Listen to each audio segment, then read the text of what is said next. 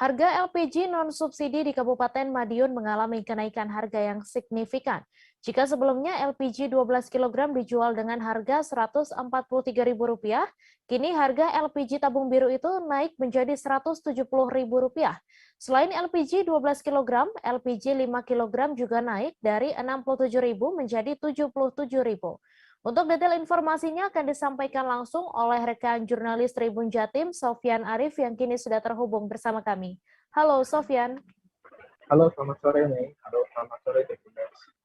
Selamat sore, Sofyan. Silahkan dengan informasi Anda, sejak kapan harga LPG non-subsidi ini naik dan apa penyebabnya? Ya, Mei, dapat dilaporkan memang terjadi peningkatan harga LPG non-subsidi di Kabupaten Madiun, terutama LPG 12 kg dan 5 kg. Untuk kenaikan sendiri berkisar Rp27.000, Mei, untuk LPG 12 kg dan Rp10.000 untuk LPG 5 kg.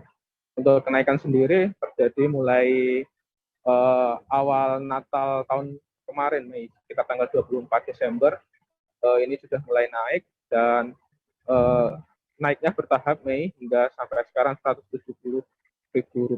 Nah, untuk penyebabnya sendiri, kalau tadi kami sempat wawancara dengan pemilik pangkalan LPG non-subsidi, ini kurang mengetahui, Mei, karena dari agen sendiri sudah naik. Tapi memang untuk permintaan pada Natal dan Tahun Baru kemarin memang naik tinggi dan menyebabkan kelangkaan, tapi tidak terlalu lama, Mei, karena setelah Tahun Baru ini sudah turun permintaan dan stok sudah aman. Namun ketika stok sudah aman, harganya ini tidak kunjung turun, sehingga pangkalan ataupun agen ini tidak mengetahui secara pasti apa penyebab LPG non-subsidi ini naik sangat tinggi, Mei.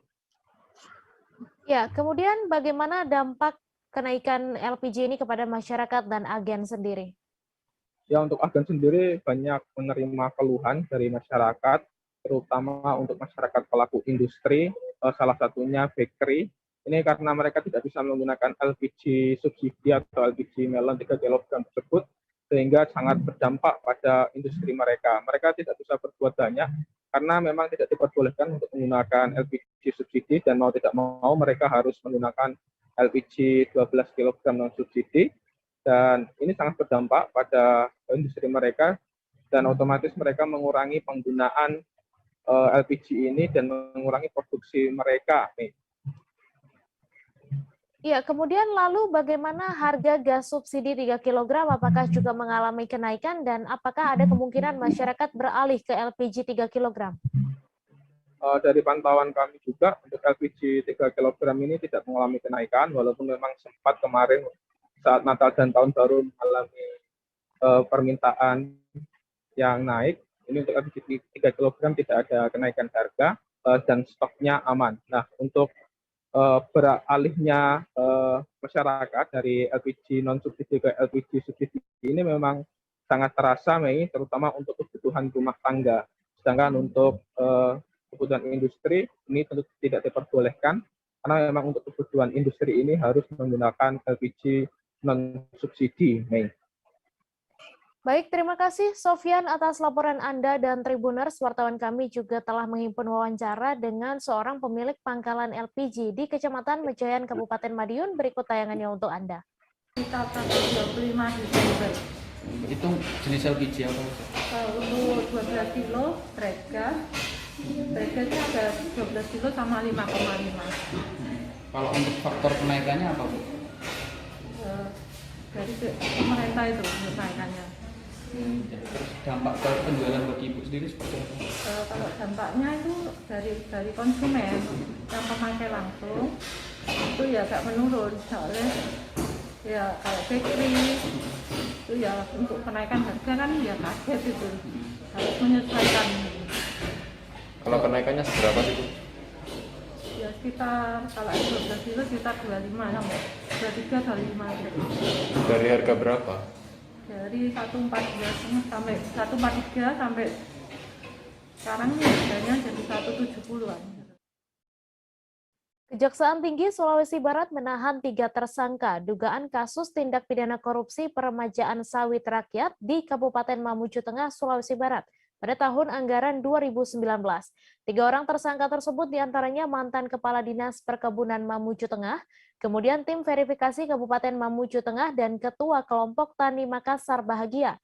Untuk info selengkapnya akan disampaikan rekan jurnalis Tribun Sulbar, Abdurrahman, yang kini sudah terhubung bersama kami. Halo Rahman.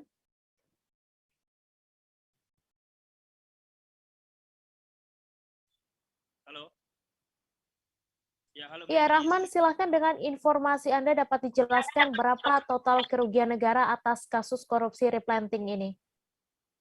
Jadi baik di studio dan Tribuners dimanapun Anda berada, saya akan menjelaskan terkait penahanan atau penangkapan tersangka kasus tindak pidana korupsi replanting atau peremajaan sawit rakyat di Kabupaten Mamuju Tengah, yang dimana memakan anggaran sekitar 8 miliar lebih, dan merugikan negara sekitar 7,95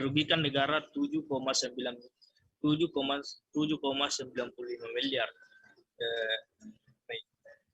Seperti itu. Ya, kemudian dapat Anda jelaskan berapa orang yang terlibat dalam kasus ini dan pasal apa yang disangkakan pada para pelaku? Jadi baik, saya juga akan jelaskan terkait dengan kasus tersangka atau orang yang tersangka dalam kasus tindak korupsi ini, diantaranya adalah mantan Kepala Dinas Perkebunan Kabupaten Mamuju Tengah atas nama Muhammad Anwar. Kemudian tim verifikasi keuangan Kabupaten Mamuju Tengah atas nama Basir, dan kemudian kelompok tani Makassar atas nama Syahruddin. Jadi ketiganya saat ini sudah dilakukan penahanan selama 10 hari di rutan kelas 2B Mamuju. Seperti itu, Mei.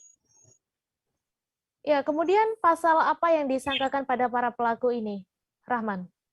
Ya, baik, untuk pasalnya sendiri, tersangka ini ditersangkakan dengan pasal 2 ayat 11 Undang-Undang Nomor 31 Tahun 1999, yang dimana tindak pidana jontu pada pasal 55 ayat 1 KUHP dengan ancaman maksimal 20 tahun penjara. Seperti itu. Baik, terima kasih Rahman atas laporan Anda, dan Tribuners, wartawan kami juga telah menghimpun wawancara dengan Kepala Kejaksaan Tinggi Sulawesi Barat. Berikut tayangannya untuk Anda. Kasus posisinya adalah bahwa dalam penyaluran dana peremajaan sawit rakyat Kabupaten Mateng tahun 2019 dilakukan dengan cara antara lain mengajukan data kelompok tani yang sebagian besar fiktif atau tidak benar atau tidak memenuhi syarat sebagai penerima dana PSR atau peremajaan sawit rakyat, dan lahan yang diajukan juga sebagian besar berada pada kawasan hutan. Jadi seluas 326 hektar itu yang tidak dalam kawasan hutan hanya 8 hektar. Yang diberikan bibit, namun bibit itu diserahkan kepada orang yang tidak berhak. Kemudian kegiatan tumbang siping juga hanya sebagian kecil saja, karena sebagian besar kan masuk pada kawasan hutan. Oke. Nah, selanjutnya pada hari ini 3 tersangka, yaitu yang pertama inisialnya MA sebagai Kepala Dinas Perkebunan Mateng. Yang kedua inisial B sebagai tim verifikasi, dan ST sebagai Ketua Kelompok Tani Makassar Bahagia. Adapun perbuatannya masing-masing tersangka. Tersangka MA ini tidak memverifikasi anggota atau memanipulasi data kelompok tani dan juga memanipulasi koordinat. Disduk Capil Nunukan melakukan pengecekan data NIK ratusan warga binaan pemasyarakatan di Aula Lapas Kelas 2B Nunukan. Pengecekan NIK ratusan warga binaan ini dilakukan oleh Disduk Capil dalam rangka percepatan vaksinasi di Lapas Nunukan. Pasalnya dari sebanyak 1.216 warga binaan, baru 815 orang yang telah mengikuti vaksinasi lengkap. Sedangkan sebanyak 215 warga binaan belum divaksin sama sekali lantaran tidak memiliki NIK. Untuk detail informasinya akan disampaikan langsung oleh rekan jurnalis Tribun Kaltara, Febrianus Felis yang kini sudah terhubung bersama kami. Halo Felis. Ya, halo rekan Mei. Ya, Felis, silakan dengan informasi Anda dari keterangan Disduk Capil Nunukan, apa penyebab para warga binaan ini tidak memiliki NIK? Baik, dari keterangan Kabid Pelayanan Pendaftaran Penduduk Disduk Capil Nunukan, Suharti menjelaskan bahwa ratusan warga binaan pemasyarakatan Lapas Nunukan tidak memiliki NIK dimungkinkan karena pada tahun 2018 saat pemerintah mengeluarkan kebijakan untuk melakukan perekaman, mereka tidak melakukan perekaman KTP. Kemudian dari Lapas Nunukan sendiri sejauh ini belum mengetahui pasti alasan dari WBP tidak memiliki nomor induk kependudukan. Namun dapat dilaporkan bahwa dari 215 WBP yang tidak memiliki NIK tersebut, menurut dari pihak lapas dimungkinkan karena hilang saat sedang berada di dalam, maksud saya sejak WBP masih berada di dalam proses tahanan Polres Nunukan ataupun sebelum masuk dalam tahanan Polres. Begitu, Mei. Ya, kemudian bagaimana dengan warga binaan yang tidak memiliki NIK sama sekali ini? Jadi untuk warga binaan yang tidak memiliki NIK sama sekali, sebelumnya pihak Disduk Capil melakukan proses pengecekan melalui iris mata dari WBP yang bersangkutan. Saat dicek melalui iris mata tidak muncul data WBP yang bersangkutan, maka akan diberikan F101 atau penerbitan NIK baru. Sementara untuk WBP yang memang punya NIK namun tidak aktif, maka akan segera diaktifkan oleh Disduk Capil Nunukan. Untuk memudahkan proses administrasinya, Suharti mengatakan bahwa untuk lampiran syarat administrasi penerbitan NIK baru cukup dengan surat pernyataan dari Kalapas kelas 2B Nunukan. Begitu, Mei. Ya, kemudian Felis, sebagian besar WBP yang dicek datanya ini berasal dari mana saja? Ya, sebagian besar WBP di Lapas kelas 2B Nunukan berasal dari luar Nunukan, dari Jawa, Bulungan, Bulukumba, Tarakan, dan juga Bunyu. Dan sekedar informasi bahwa sejak Lapas kelas 2B Nunukan kehilangan, maksud saya banyaknya napi yang kabur dari Lapas Nunukan, sehingga kebijakan baru yaitu Lapas Nunukan tidak menerima lagi tahanan titipan dari luar Nunukan, hingga fokus untuk para tahanan yang ada di lokal Nunukan sendiri. Begitu, Mei. Baik, terima kasih Felis atas laporan Anda, dan Tribuners, wartawan kami juga telah menghimpun wawancara dengan Seksi Pembinaan Narapidana dan Kegiatan Kerja Lapas Kelas 2B Nunukan, serta Kabid Pelayanan Pendaftaran Penduduk Disduk Capil Nunukan. Berikut tayangannya untuk Anda. Jadi tujuan dari perekaman KTP ini yang mana bahwa syarat untuk vaksin COVID-19 ini harus mempunyai NIK, dan juga ketika mereka sakit untuk biaya pengobatan kita harus mengurus BPJS yang bersangkutan, yang mana syarat tersebut juga harus menggunakan NIK yang sudah terdaftar. Hari ini ada berapa jumlah yang melakukan perekaman? Hari ini yang melakukan perekaman sebanyak 215.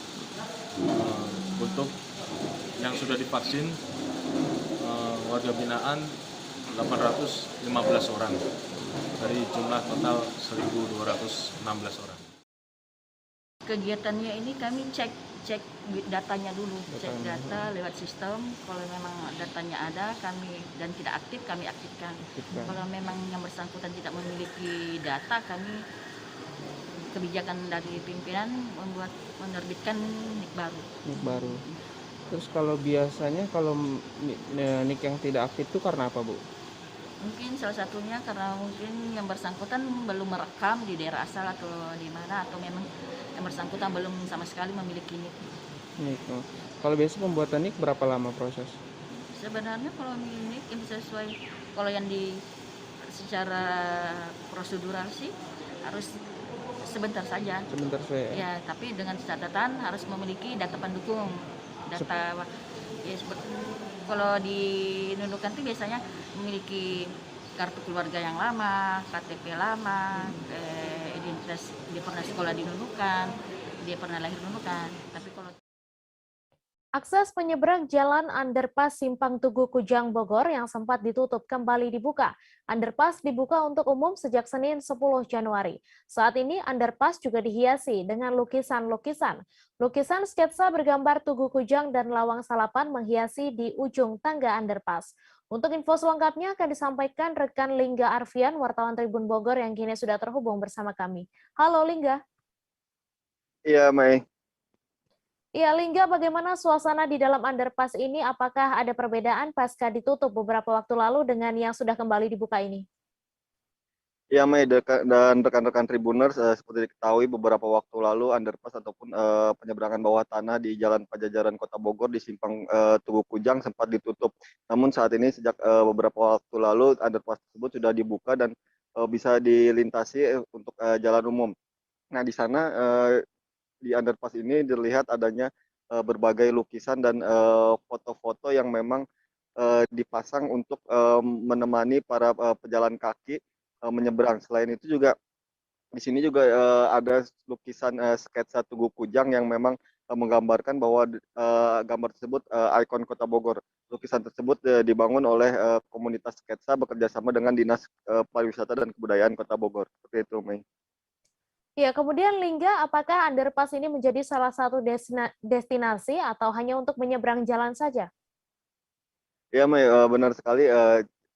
Underpass ini memang menjadi salah satu destinasi wisata di Kota Bogor karena selain fungsi utamanya adalah untuk menyeberang jalan dari kawasan Kebun Raya Bogor menuju kampus IPB Baranang Siang, ini juga diuntukkan untuk wisatawan yang datang di Kota Bogor karena bisa menikmati berbagai foto dokumentasi yang sempat ada kegiatan di Kota Bogor. Selain itu juga ada sketsa-sketsa yang menggambarkan Tugu Kujang dan Lawang Selapan yang sangat instagramable untuk mereka yang hobi berfoto, seperti itu, Mei.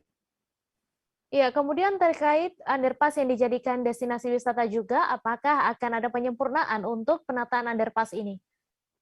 Iya, Mei, seperti diketahui bahwa dari berbagai foto dan sketsa gambar yang ditampilkan di underpass ini tidak dilengkapi dengan keterangan ataupun caption penjelasan tentang terkait foto yang ditempel di dinding-dinding underpass dan lukisan tersebut. Untuk itu, ke depan Dinas Pariwisata dan Kebudayaan Kota Bogor akan menempelkan atau memasang caption dan penjelasan foto-foto tersebut sehingga masyarakat yang datang tidak hanya bisa berfoto di lokasi tersebut, namun juga bisa mendapatkan pengetahuan baru gitu tentang peristiwa-peristiwa apa yang pernah terjadi di Kota Bogor dengan adanya foto-foto yang menempel di underpass tersebut, seperti itu. Baik, terima kasih Lingga atas laporan Anda. Selamat bertugas kembali.